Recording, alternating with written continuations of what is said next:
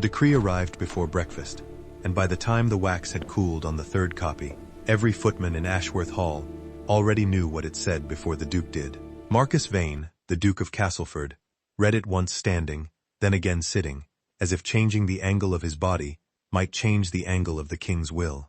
It did not. 3 lines, no flourish, no apology, the particular cruelty of royal handwriting that assumes obedience, the way other men assume breath. He was to marry a woman named Eliza Thorne by the first frost, or surrender the crown's favor entirely, and with it, the regiment his father had bled for, the seat in Parliament his grandfather had built brick by brick, the whole architecture of a life he had spent 34 years constructing with his own 2 hands. He did not weep, he did not rage, not yet, not where anyone could see it. He stood at the window of his study with the letter crushed in one fist, and watched the gray October rain come down over fields that had belonged to his family for 200 years. He thought, with the cold clarity of a man who has never once in his life been told no, he would not allow it. He did not know her name beyond the words on the page. He did not know her face. He knew only that some clerk's daughter, some nobody from the edges of the county, was about to become the most important obstacle of his life. He intended to remove her the way he removed every obstacle, directly, without mercy, without delay. Carriage ride to Thorne Cottage took 40 minutes. Marcus spent every one of them composing the speech he intended to deliver, sharpening it the way a man sharpens a blade he fully intends to use. He pictured her already, small, frightened, overjoyed beneath a thin performance of modesty, because what woman of no fortune and no name would not be secretly delighted to trap a duke? He pictured tears that were not really about loss. He pictured a mother hovering in the doorway, already counting the silver they did not yet possess. He had met women like this before, dozens of them, scented and smiling and hungry. He had learned to see straight through the performance, to the calculation beneath it. He was prepared for that woman. He had built an entire argument, cold and devastating, designed to dismantle her resolve in under 5 minutes. He was, in the end, entirely unprepared for the woman he actually found. The cottage door opened before his footman could knock, and there she stood. Eliza Thorne was not small. She held herself with the unhurried height of someone who had never once been taught to make herself smaller for a man's comfort. Her dress was plain wool, mended carefully at one cuff, and her hands were not the soft, idle hands of drawing rooms, but the capable hands of a woman who did things herself. Her eyes found his and held there, and there was no flutter in them, no calculation, nothing that resembled the performance he had rehearsed an argument against. There was, if he was honest with himself, in that first unguarded second, something closer to weariness, as if he were not the first inconvenience to arrive at her door uninvited, merely the latest. "You must be the Duke," she said, not a question. Her voice was low and even, entirely unimpressed by the title. "I wondered how long it would take you to come and tell me yourself that you won't have me." The words landed somewhere beneath his ribs before his fury caught up to them. "Then you already understand my position," he said. "I understand it perfectly," Eliza answered. "You'd rather burn down everything your family built than marry a woman beneath your notice. I imagine you've already decided I'm after your money, aren't you?" Something flickered across her face, gone before he could properly name it. "Not hurt, exactly. Something colder and more final than hurt. I have never once in my life had the luxury of wanting something I couldn't earn myself." "Your Grace," she said, "I don't intend to start by wanting you." He stepped past her into the cottage without invitation, because that was what men like him did, and he found the inside of the small house as unexpected as the woman standing in it. No silver counted in advance, no mother hovering with eager eyes, only books, neatly shelved, a work table scattered with ledgers, and a surgeon's correspondence, and the particular order of a household run by someone who had no time for performance, because she had spent her whole life simply surviving. He turned to face her, and his voice, when it came, was lower than he intended, rougher. "I will not be ordered into a marriage by a king who has never once asked what I want," he said. "And I will not be made a fool of by a woman using a royal decree as a ladder." Eliza's chin lifted, and for the first time something sharp entered her gray eyes. "Then we agree on one thing, Your Grace," she said, "because I did not ask for this decree either. I did not write to the king. I did not petition for a duke. I buried my father 8 months ago, and I have spent every day since trying to keep this cottage, and his name, from disappearing entirely, and now a man I have never met arrives at my door to inform me he assumes I orchestrated my own rescue." Her voice did not rise, It simply sharpened, like a blade drawn slow from its sheath. You may roar at the king if you like. You may roar at Parliament. But you will not roar at me in my own home over a fate neither of us chose. The silence that followed had weight to it. Marcus Vane, who had silenced rooms full of generals with a single look, found himself, for the first time in longer than he could remember, with nothing prepared to say. He left without another word, because that was easier than staying to discover what he might say next. The truth, the part Marcus had not permitted himself to examine on the carriage ride home, sat heavier than his pride. 6 months earlier, his cousin Reginald Vane, a man with ambition considerably larger than his patience, had gone to the king with a quiet, poisonous suggestion. Marcus's refusal to marry, his coldness toward every eligible woman, paraded before him for a decade, had begun to look, in certain corridors of the palace, less like discipline and more like instability. An unmarried duke with no heir was a duke whose estate could be questioned, whose loyalty could be doubted, whose fortune could, with the right pressure applied in the right places, eventually be redirected toward a cousin, patient enough to wait for it. Reginald had not asked the king to choose Eliza Thorne specifically. He had simply planted the suggestion that Marcus required a wife, urgently, and left the deal. Particulars to a king who enjoyed nothing more than humbling a duke too proud to bend on his own. The king, amused by the prospect of pairing his most arrogant nobleman with a woman of no fortune at all, had chosen Eliza for the precise reason that she came with no family eager to leverage the match. A clean arrangement, a private joke at Marcus's expense. What none of them accounted for, not the king, not Reginald, not Marcus himself standing furious in his carriage, was the woman herself. She had buried both parents by the age of 26. Her father, a country physician with more compassion than money, had taught her to read a wound and set a bone before he taught her embroidery, which she had never properly learned and did not regret. Her mother had died of a fever when Eliza was 12, and her father had raised her alone, treating her not as an ornament to be protected, but as a mind to be filled, and so she had filled it, with medicine and accounts, and Latin, and the particular unglamorous competence of a woman who had never once been permitted the softness of helplessness. When her father died, the cottage and his debts came to her together, inseparable, and she had spent 8 months keeping both standing, through nothing but stubbornness and arithmetic. She did not want a duke. She wanted, more than anything else in the world, to be left alone to finish what her father started. While Eliza balanced ledgers by candlelight, refusing every offer of charity from neighbors who pitied her, Marcus sat alone in the same cold study where the decree had first arrived, refusing every suggestion from his solicitor that there might be a way to simply endure the marriage and ignore the wife. Her compounding exhaustion grew quietly, invisibly, the particular fatigue of a woman who has never been allowed to rest. His isolation grew louder, the particular loneliness of a man, surrounded by people who served him, and not one who knew him. Neither of them yet understood that the king's cruel joke had, by pure accident, placed two people who had spent years building walls directly in front of the only person likely to understand why those walls existed at all. The wedding took place 11 days later, smaller and colder than either of them wanted, in a chapel with more empty pews than full ones. Marcus stood at the altar in formal black, his jaw set, his eyes fixed on the door through which she would enter, as though bracing for an arrival he still half believed he could refuse. When Eliza walked the aisle in a borrowed gray gown, her spine straight, her chin level, she did not look at him as a woman looks at rescue. She looked at him the way a soldier looks at the next campaign, something to be survived with dignity and tact. He did not speak more than the ceremony required. He did not touch beyond what custom demanded. And when the carriage finally pulled away from the chapel toward Ashworth Hall, the silence between them was its own kind of argument, neither willing to surrender the first word. In the second week, an old groundskeeper named Hobb, who had served 3 generations of the Brain family, and outlasted every duchess this house had ever known, found Eliza standing alone in the overgrown physic garden behind the east wing, pulling weeds away from beds that had clearly once been tended with great care. Her late grace planted this herself, Hobb said, not unkindly, watching her work. The Duke's mother, comfrey, foxglove, lavender. For the headaches she got something fierce toward the end. Nobody's touched it in 15 years. What happened to her?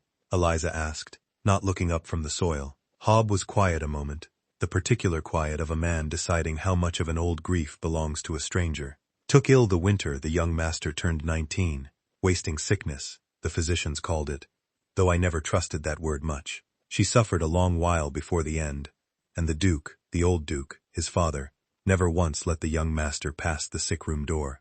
Said grief had no business near a future Duke, so he learned to lock his away instead of let it out, same as his father taught him. Bob pulled his cap lower against the wind. Folk in this house have wondered a long while if anyone might ever coax that door back open. Eliza said nothing, but she returned to the garden every evening after that. Within a fortnight, the comfrey bed stood cleared of 15 years of neglect. Lavender pruned back toward its first healthy growth, as though something in her recognized that some forms of patience could not be rushed, only tended. It was Hob again, 3 days later, who came to her with a second piece of the puzzle, delivered the way old servants deliver things, sideways and careful. "You'll have noticed the master keeps to his study most nights," he said. "Folk think it's coldness. It isn't. He goes there because it's the one room his father never set foot in. The old Duke thought ledgers and accounts beneath him, left all that to stewards. The young master taught himself the whole running of this estate from nothing, alone, in that room, the same winter his mother died, because nobody else was going to do it,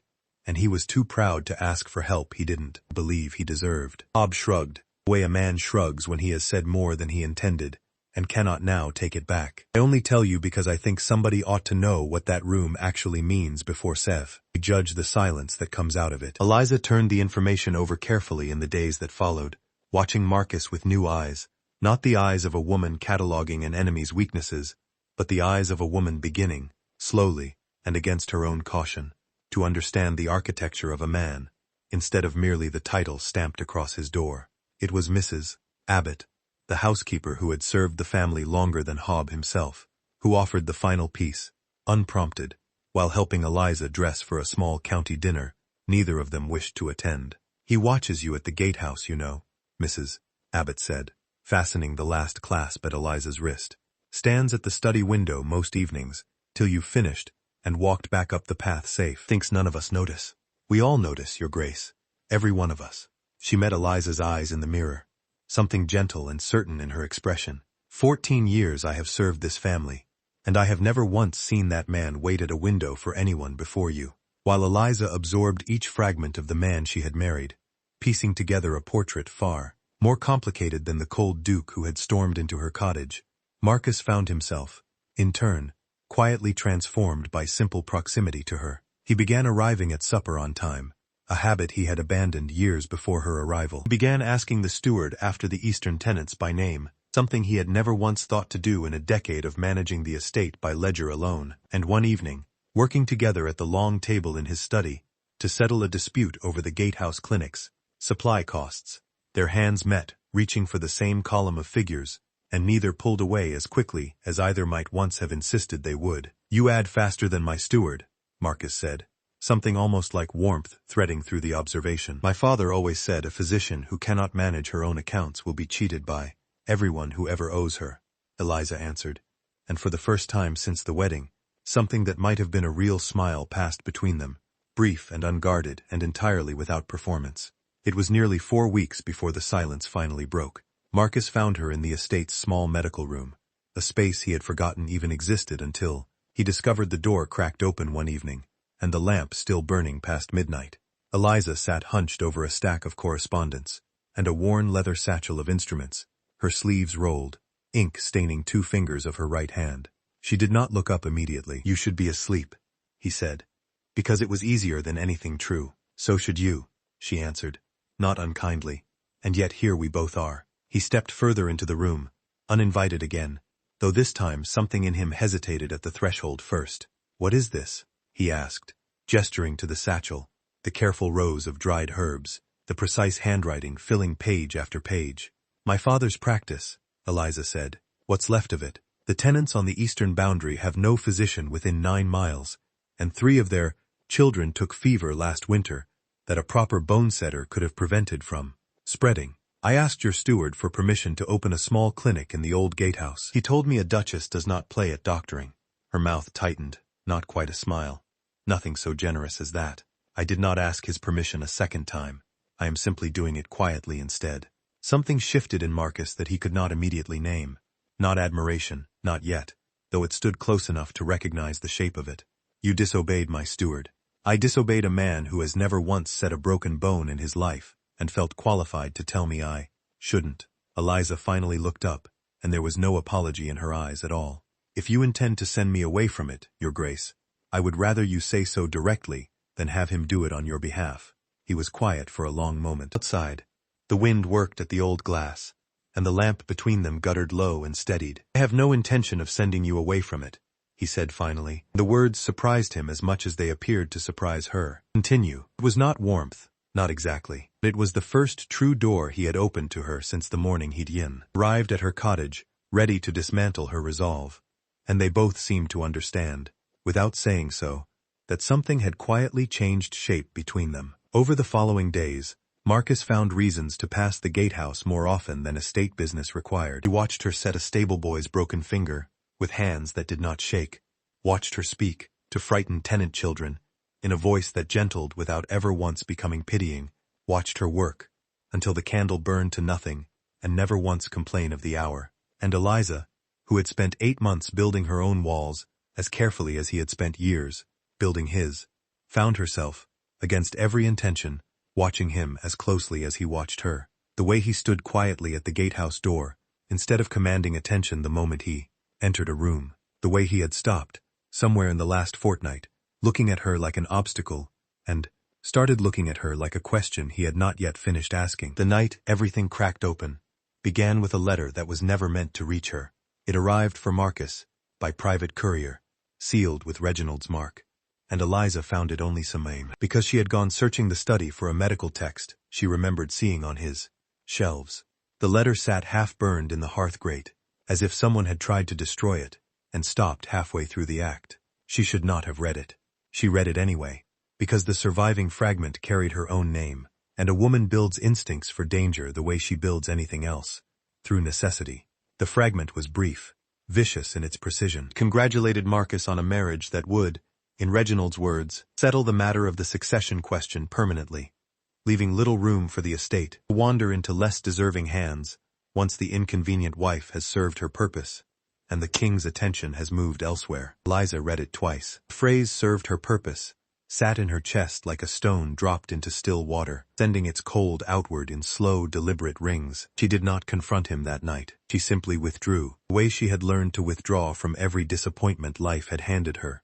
Quietly, completely, without theater. She stopped appearing at the gatehouse. She took her meals in her own rooms. Marcus knocked at her door on the second evening of her silence.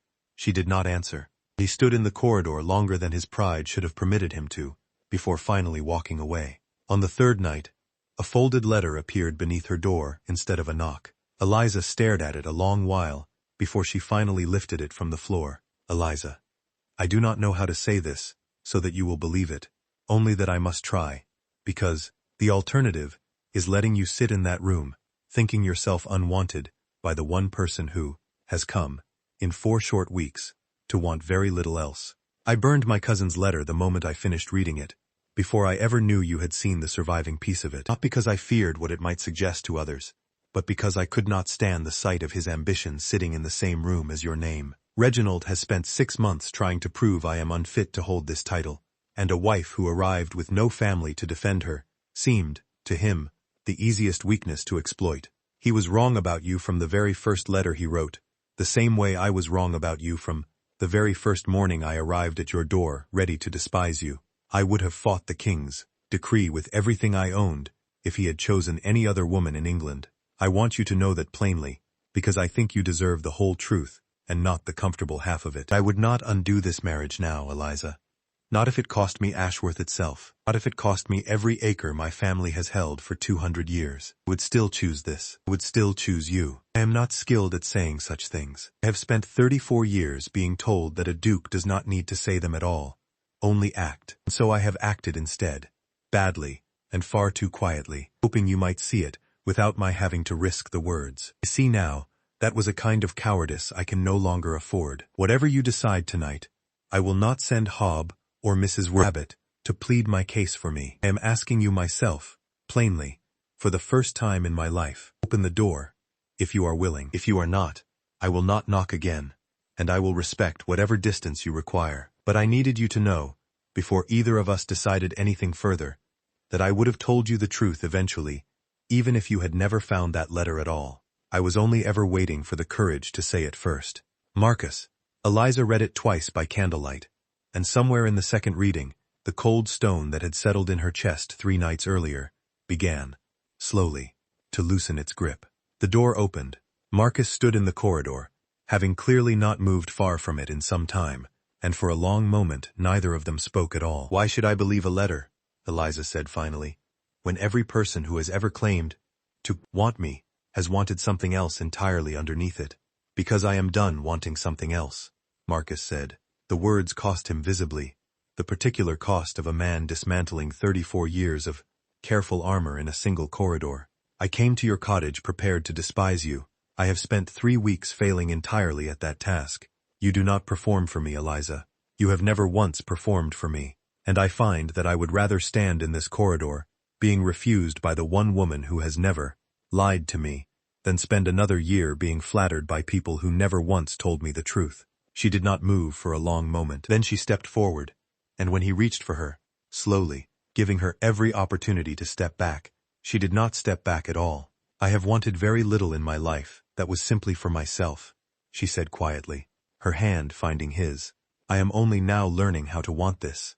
The kiss that followed was unhurried, the kind that comes not from sudden passion, but from two careful people finally setting down weapons they had each carried far too long. Reginald Vane made one final attempt 3 weeks later, arriving uninvited at a gathering of the county's gentry, with a forged letter intended to suggest Eliza had once been promised to another man before her father's death, hoping to cast enough doubt on her character that the king himself might be persuaded to dissolve the match. He read the forged lines aloud before the assembled room, his voice pitched to Carrie, watching Eliza's face for the crack he was certain must come. It did not come.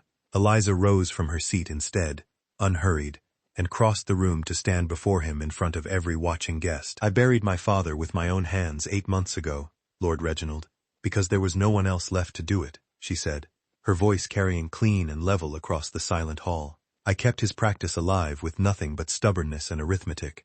I have set bones and sat fever watches in this county for a wage of nothing at all, and I did it gladly, because it was needed and I was able." "Is that," she said, "the character you intended to question tonight?" He had not accounted for the dozen tenant families seated among the guests, who rose one by one, unprompted, to speak plainly of the woman who had set their children's bones and sat through some fever nights at their bedsides without once asking for payment or credit. He had not accounted for Hob, standing quietly near the doorway, nor for Mrs. Abbott, who fixed Reginald with a look that silenced him more thoroughly than any title could have, and he had not accounted for Marcus, who rose without raising his voice and laid out, point by careful point, the full history of his cousin's 6-month campaign against his own marriage, ending with a single line that would be repeated through county gossip for a full season afterward. "I built nothing of value alone," Marcus said, his eyes never leaving his cousin's face. "Everything I have built since the day I married her, I built because she stood beside me and refused to let me build it small. You may question her name, Reginald, will not question her worth in my presence again." Reginald left the gathering that night, and did not return to Ashworth Land again. Within the month, the king himself, hearing the full account from sources considerably more reliable than a disgraced cousin, quietly withdrew whatever lingering doubt had once shadowed the Duke of Castleford's standing at court, and the matter was never raised again by anyone who valued their place in society. The seasons turned, and by the time the first snow of the following winter settled over the eastern fields, the Gatehouse Clinic had grown into a proper infirmary, with 2 assistants and a standing arrangement with the county's finest physicians, who had come, in time, to respect the woman they once dismissed. Eliza Vane, Duchess of Castleford, walked the same cottage road she had once walked alone, only now Marcus walked it beside her, and the cottage itself stood restored, not as a monument to what she had lost, but as a small clinic annex for the families still too far from the main house to travel easily. The following autumn, Eliza gave birth to a daughter, and they named her Margaret, after the mother Eliza had lost too young to properly remember. Years later, when Margaret was old enough to ask her mother why she had never once seemed afraid of a duke, anger on the day they first met, Eliza would only smile and say the same thing she had told her daughter every year since she was old enough to understand it. "A man's roar only frightens you," she said, "if you have never once learned the sound of your own voice. I had already learned mine, long before he arrived at my door, and that, more than any title, more than any decree, was the thing the king's cruel joke had never accounted for at all.